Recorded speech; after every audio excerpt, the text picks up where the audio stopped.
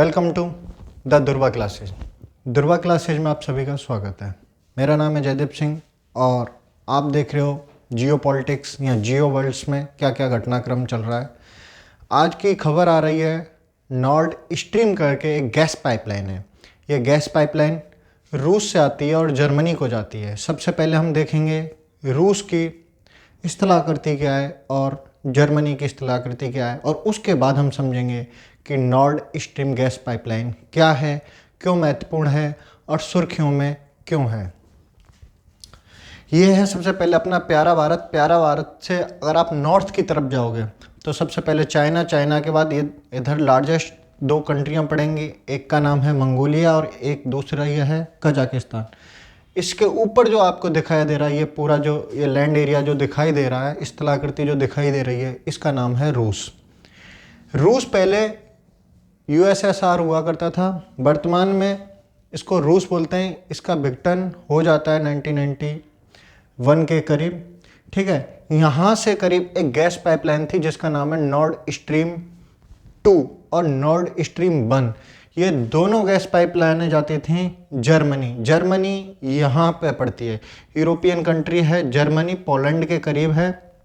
ऊपर की साइड में आप देखोगे तो ये स्कैंडिनेवियन कंट्री हैं जिनमें नॉर्वे, स्वीडन और फिनलैंड है। ठीक है, इधर डेनमार्क भी पड़ता है। तो एक नॉर्ड स्ट्रीम गैस पाइपलाइन थी जो कि रूस से जाती थी, कहाँ के लिए? जर्मनी के लिए। यूएस जो रूस से गैस पाइपलाइन रूस के लिए जाती थी, उस गैस पाइपलाइन को रूस की क्या बोला जाता था? रीढ़ की हड्डी बोला जाता है एनर्जी की। इसके पीछे वजह यह है क्योंकि ज़्यादातर जो अपनी गैस की आपूर्ति है या एनर्जी की आपूर्ति है, जितनी भी यूरोपियन कंट्री हैं वो इसी गैस पाइपलाइन से करती हैं। ये गैस पाइपलाइन जो है सबसे पहले जर्मनी जाती है और जर्मनी के बाद ये अन्य यूरोपियन कंट्रियों में जाती है। खबर यह आ रही है कि इसको यूएसए ने डिस्ट्रॉय कर दिया है। यूएसए, हम सबसे पहले यूएसए भी देखेंगे। यूएसए यह है यूनाइटेड स्टेट ऑफ अमेरिका, मतलब अमेरिका को यूएसए कहते हैं। ठीक है, अब यूएसए ने क्या किया है कि नॉर्ड स्ट्रीम जो गैस पाइपलाइन थी उसको डिस्ट्रॉय कर दिया। डिस्ट्रॉय कौन सी जगह किया है ये भी एक बार समझने की कोशिश करते हैं। ये जो दिख रहा है पोलैंड के ऊपर जो इस जगह उन्होंने डिस्ट्रॉय कर दिया, वो भी अंडर वाटर डिस्ट्रॉय किया कि पानी के अंदर जो गैस पाइपलाइन जा रही थी उसको डिस्ट्रॉय किया है। अब डिस्ट्रॉय करने के पीछे क्या वजह हो सकती है? आपके दिमाग में यह क्वेश्चन आ रहा होगा कि क्यों किया है? किसी भी देश की गैस पाइपलाइन अमेरिका ने क्यों डिस्ट्रॉय किया? क्योंकि गैस पाइपलाइन रूस की है, जा जर्मनी को रही है और अन्य यूरोपियन देशों को उसकी गैस की सप्लाई हो रही है। तो इसमें यूएसए को क्या फ़ायदा है, हम ये देखेंगे। फिर भारत को इससे क्या फ़ायदा है, क्या नुकसान है, हम ये भी देखेंगे। और अब रसिया का अगला स्टेप क्या हो सकता है, हम ये भी देखेंगे। कुछ विद्वानों का मानना यह है कि इससे थर्ड वर्ल्ड वार या हाइब्रिड वॉर जैसी सिचुएशन हो सकती है। हम यहाँ पे थर्ड वर्ल्ड वार के भी बारे में देखेंगे और हाइब्रिड वॉर क्या है उसके भी बारे में देखेंगे।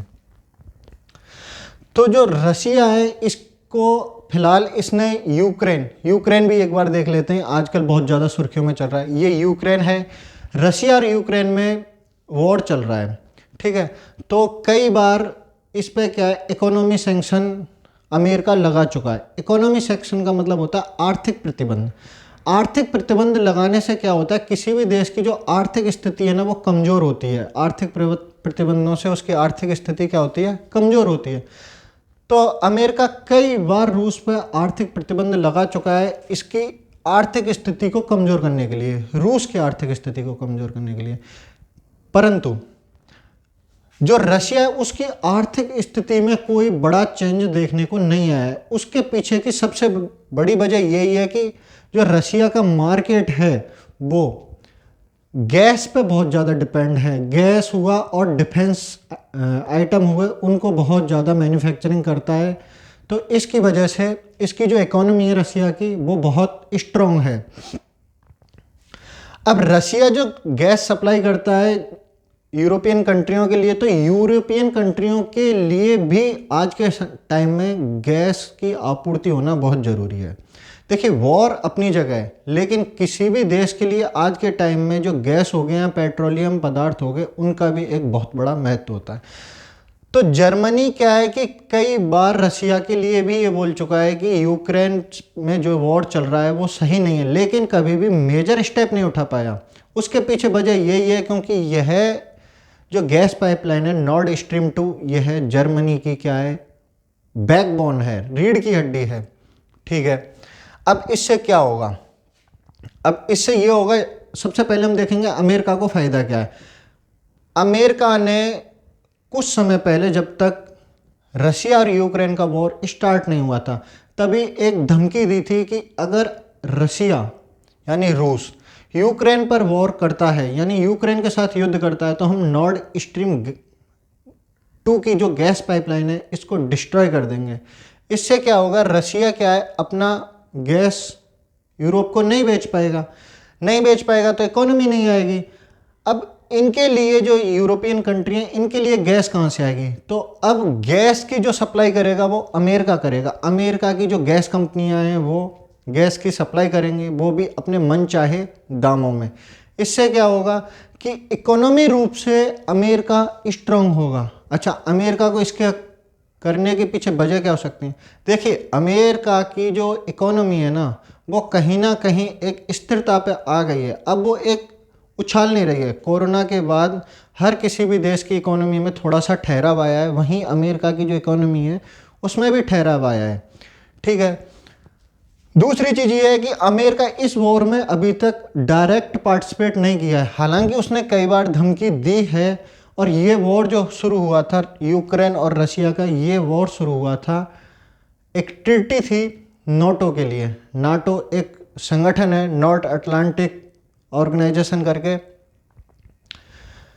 उसमें जाने के लिए यूक्रेन दावा कर रहा था कि मैं जाऊंगा, जिससे क्या रसिया खुश नहीं था। रसिया ने मना किया था यूक्रेन के लिए कि आप नाटो की जो ट्रीटी है उसको साइन मत करो, नाटो में शामिल मत हो, लेकिन यूक्रेन जिद कर रहा था। अब पुतिन जी क्या है, अब ये कह रहे हैं जो नॉर्ड स्ट्रीम 2 गैस पाइपलाइन जो हमारी डिस्ट्रॉय की है ना रसिया में, तो ये डायरेक्ट अब जो बाइडन से पूछ रहे हैं, यूएसए प्रेसिडेंट से पूछ रहे हैं कि क्या आपने हमारी जो गैस पाइपलाइन नॉर्ड स्ट्रीम 2 है इसको डिस्ट्रॉय किया है?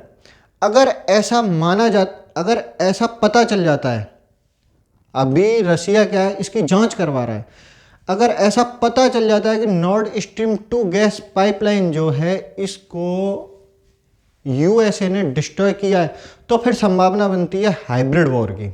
हाइब्रिड वॉर कैसे देखते हैं कि अब जो यूएसए के जो शिप होंगे, जो शिपमेंट है, उनको रसिया क्या करेगा, तबाह करेगा। क्योंकि यूरोप में उनके शिपमेंट आते ही रहते हैं। शिपमेंट मतलब बड़े बड़े जो कंटेनर हैं, जहाज हैं, उनको क्या करेगा, रसिया डिस्ट्रॉय करेगा। इससे हम कह सकते हैं हमारी एक भाषा में गोरिल्ला वॉर जैसी स्थिति हो जाएगी कि इन्होंने उनके 4 सैनिक मारे तो उन्होंने उनके दुबक के छुप के 4 सैनिकों को और मार लिया। डायरेक्ट वॉर नहीं है, लेकिन है वॉर। इसे हाइब्रिड वॉर के तौर पे देखा जा रहा है। दूसरी चीज़ ये है कि Nord stream 2 gas pipeline Europe की सप्लाई करती है, रसिया की इकोनॉमी के लिए भी रीढ़ की हड्डी की तरह काम कर रही है। तो रसिया भी यहाँ पे चुप बैठने वाला तो है नहीं, ये भी कोई ना कोई एक्शन लेगा। देखते हैं वो एक्शन क्या होगा। हाँ, कुछ लोगों का मानना है कि कहीं इस एक्शन की वजह से लार्जेस्ट वॉर नहीं हो जाए, यानी बिगेस्ट लार्जेस्ट वॉर, यानी कुछ लोगों का ऐसा मानना है कि थर्ड वर्ल्ड वॉर के भी यहाँ से शुरुआत मानी जा सकती है। ठीक है, इसके अलावा हम देखते हैं, इसके लिए पोलैंड ने थैंक यू बोला है, स्पेशली थैंक यू बोला है यूएसए के लिए कि thank U USA. Nord stream gas pipeline पे हमला होता है, उसको डिस्ट्रॉय किया जाता है। इस समय पोलैंड को क्या होगा कि पोलैंड बोलता है थैंक यू यूएसए, तो उसके पीछे भी हम वजह जानते हैं, क्योंकि पोलैंड यूक्रेन के बिल्कुल बहुत करीब है। जो वेस्टर्न साइड की जो बाउंड्री है यूक्रेन की और बेलारूस की, ये टच करती है ईस्टर्न पोलैंड को। तो पोलैंड भी कई बार अपने आप को खतरा दिखा चुका है, किससे, रसिया से। पोलैंड को लगता है कि रसिया भी कहीं ना कहीं आगे चल के हम पे अटैक ना कर दे, तो इसलिए पोलैंड ने कहा है थैंक यू यूएसए। इसके पीछे यह भी वजह बताई जा रही है कि जर्मनी ने कई बार बोला है, केवल बोला है कि रसिया ये वॉर ना करे यूक्रेन के साथ, ये ठीक नहीं है, लेकिन कभी भी डायरेक्ट ये चीज़ें ज़्यादा हिट नहीं हुई हैं। इसके पीछे यही वजह है क्योंकि जर्मनी की जो रीढ़ की हड्डी है, गैस की जो हड्डी है, वो क्या है, नॉर्ड स्ट्रीम गैस 2 पाइपलाइन थी। लेकिन अब जब वो डिस्ट्रॉय हो जाती है तो जर्मनी भी डायरेक्ट बोल सकता है, क्योंकि अब उसको एक और सोर्स मिल जाएगा गैस सप्लाई का, जो यूएसए की कंपनियां हैं, गैस कंपनियां, वो दे देंगी। तो पोलैंड को लग रहा है कि हाँ, ये एक स्टेप हो सकता है कि यहाँ से यूरोप क्या है, थोड़ा सा जो डिपेंडेंसी है गैस को लेके, रूस पे जो डिपेंड हो रहा है, पूरा का पूरा यूरोप डिपेंड हो रहा है, जर्मनी डिपेंड हो रहा है, वो डिपेंडेंसी थोड़ी सी कम हो जाएगी। ठीक है, अब हम देखते हैं भारत का इस सब में क्या रोल है, भारत को इस सब चीज़ से क्या होगा। देखिए, आज का समय जो है ना, वो जियो पॉलिटिक्स का समय है। कोई भी देश ऐसा नहीं है कि जो अलग थलग रह सकता है। हर देश एक न एक दूसरे से जुड़े हुए हैं, कई मुद्दों पे जुड़े हुए हैं, इकोनॉमी रूप से भी जुड़े हुए हैं, सोशली रूप से भी जुड़े हुए हैं, यहाँ तक की बात है पॉलिटिकल रूप से भी जुड़े हुए हैं। तो जुड़े हुए हैं, इससे क्या होगा कि अभी ध्रुवीकरण की जैसी स्थिति चल रही है। आप सब लोगों ने कोल्ड वॉर में भी देखा होगा, आफ्टर सेकेंड वर्ल्ड वॉर जब कोल्ड वॉर की स्थिति बनती है तो कहीं ना कहीं 2 ध्रुव बन गए थे। एक खेमे में जो कह लें, या एक ध्रुव में ये कह लें कि एक ध्रुव में यूएसए आ गया था और दूसरे ध्रुव में यूएसएसआर आ गया था, और ये दोनों स्थितियां बनी थी कोल्ड वॉर में। और इसमें क्या था, डायरेक्ट युद्ध तो नहीं हुआ था, लेकिन युद्ध जैसे हालात 24 घंटे बने रहते थे, जिसकी वजह से क्या है, इन दोनों जो ग्रुप थे, इनमें हथियारों की ना एक रेस लग गई थी कि किसके पास कौन से हथियार हैं, कितने ज़्यादा हथियार हैं, कितने हाइब्रिड हथियार हैं। ये सब ना एक युद्ध के लिए सामान जुटाने की रेस लग गई। इसे हम दूसरे शब्दों में ऐसे समझते हैं कि 2 व्यक्ति हैं, उन दोनों में युद्ध तो नहीं होता है, लेकिन युद्ध जैसे हालात हैं, वो एक दूसरे को धमकी देते रहते हैं कि मैं तेरे को देख लूँगा, दूसरा कह रहा है मैं तेरे को देख लूँगा। एक वाला क्या किया, डंडा ले आया, दूसरे वाले ने क्या किया, 2-5 ईंटें उठा के रख ली, तीसरे वाले ने क्या किया, 10-20 ईंट, पत्थर, कांच की बोतलें, इस तरीके के मतलब वो अपने छतों पर रख लेते हैं। पूरी सिचुएशन में देखिए, कहीं युद्ध नहीं है, लेकिन युद्ध जैसे हालात हैं कि कभी युद्ध हो जाए तो वो क्या कर रहे हैं, हथियारों को जमा कर रहे हैं। किस लिए, युद्ध के लिए। ये घातक भी है, क्योंकि हमारे भारत की जो है वो वसुधैव कुटुंब की है, जो अवधारणा रही है, वो शांति प्रिय मान रहना चाहता है, और इसीलिए इन दोनों गुटों से दूर रहते हुए भारत ने नेम को अपनाया। नेम बोले तो नॉन अलायंस मूवमेंट, गुट निरपेक्ष करके अपनाया था, जिसका मतलब था कि हम इन दोनों ही गुटों में शामिल नहीं होंगे। हमारा खुद का एक गुट है जो कि इन दोनों गुटों से बहुत दूर है, और हम किसी भी प्रकार का युद्ध नहीं चाहते हैं। हालांकि इन दोनों गुटों ने अपनी अपनी तरीके से सफाई दी। इन्होंने कहा कि हमारी जो लड़ाई है, कोल्ड वॉर है, वो पूंजीवाद और समाजवाद के बीच में है, देशों के बीच में नहीं है। हमारा जो युद्ध है वो विचारधारा का युद्ध है। लेकिन विचारधारा का युद्ध हो या डायरेक्ट युद्ध हो, ये दोनों ही वजह से हमने 2 भयंकर युद्ध देखे, जिसमें मानव त्रासदी को एक बहुत बड़ा झटका भी लगा था। चाहे वो फर्स्ट वर्ल्ड वार हो, प्रथम विश्व युद्ध हो, या सेकंड वर्ल्ड वार, या द्वितीय विश्व युद्ध हो। ये हम देख चुके हैं कि द्वितीय विश्व युद्ध में कितनी जन तबाही हुई थी। इसका सीधा सा उदाहरण हिरोशिमा और नागासाकी अभी तक भी देख सकते हैं कि युद्ध के परिणाम अब भी खत्म हो जाए ऐसा नहीं होता। युद्ध खत्म हो सकता है, लेकिन परिणाम उसके कई दशकों तक आते रहते हैं। ठीक है, अब हम भारत की समझते हैं। भारत आज के समय में ना तो प्रो रसिया है और ना ही प्रो यूएसए है। भारत सबसे पहले ध्यान देता है अपने आर्थिक हितों पे, सामाजिक हितों पे, राजनीतिक हितों पे और अपनी सुरक्षा पे।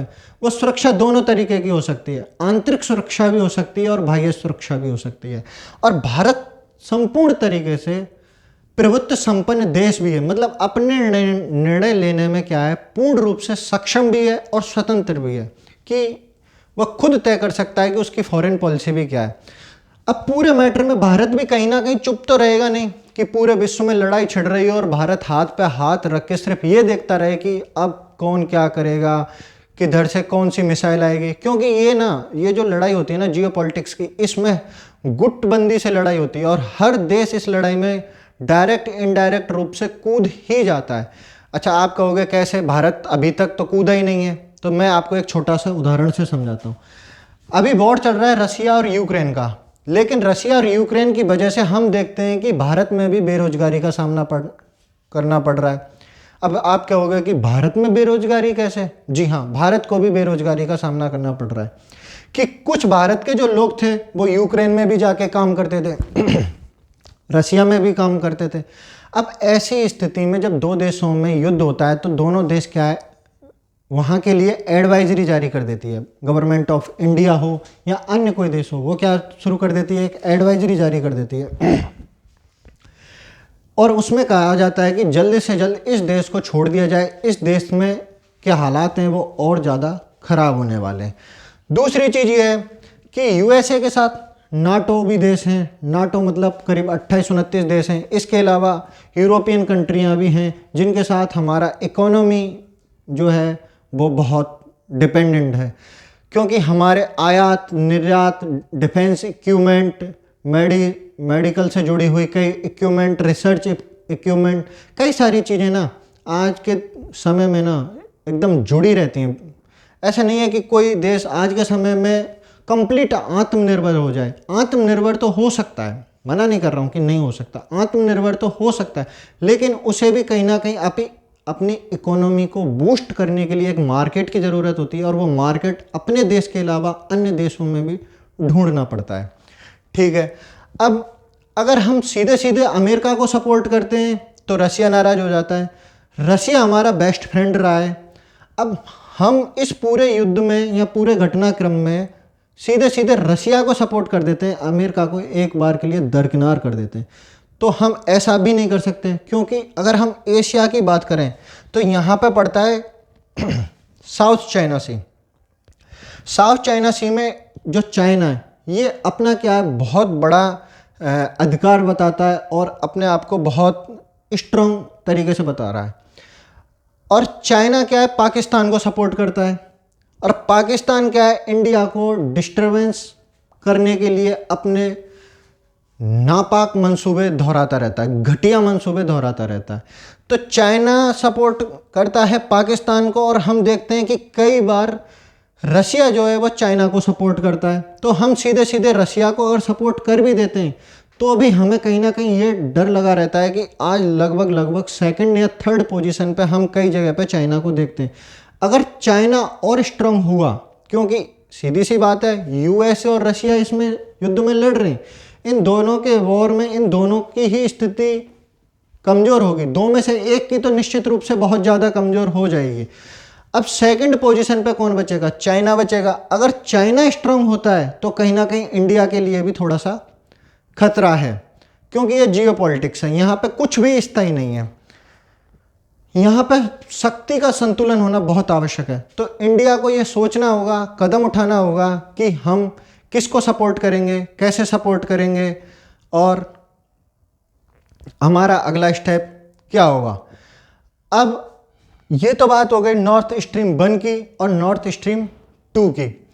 अब हम देखेंगे कि हमारा भारत भी बहुत ज़्यादा जो है गैस के रूप में रसिया से गैस का आयात करता है और कुछ हद तक हम खुद भी आत्मनिर्भर हुए हैं। आज बस इतना ही, इजाज़त चाहूँगा और धन्यवाद। जय हिंद, जय भारत। मिलते हैं अगले वीडियो में।